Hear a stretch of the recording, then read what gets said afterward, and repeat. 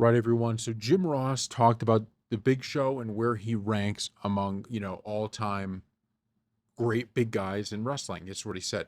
In that conversation, the guys Big Show, Vader, Moore, you mentioned, are certainly underneath Andre.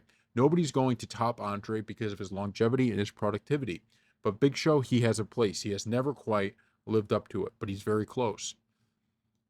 He was an important cog in a couple of major companies and always did good. He underdeveloped because of his overexposure, in my opinion, but I always enjoyed working with Paul. I enjoyed him being around. It's just the fact that I wasn't a very good salesman, apparently on weight loss issues. I wish we would have done better with him because he could have been a lot more viable if he had followed our direction in our encouragement of losing weight and if we had stuck up by our guns on his weight loss and weighing him in and things of that nature. He was very offended he had to weigh in. That's the jock in him, the athleticism in him. I can still do these things at more weight because I'm special. And we never quite got to that point that made it to him. And that was disturbing. That's the only thing that kept him from topping Andre. He was a better athlete than Andre, but we just had an issue with his weight and his stamina and his health. And it was all for the betterment of him.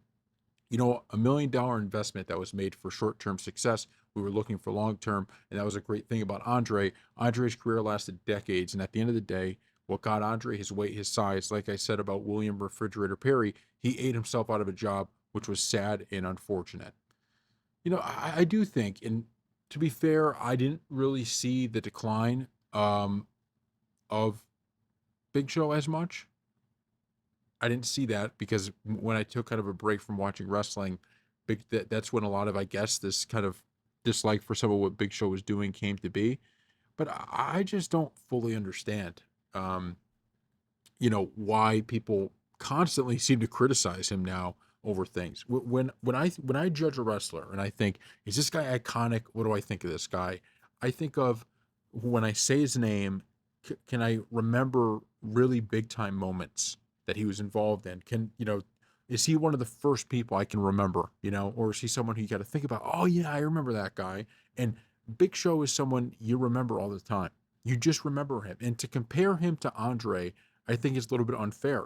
Andre, there were so many great things about him, but Andre was just larger than life in a lot of ways, and it's even more than his size. It was just everything, how he was booked, how he was presented to the public, all of that.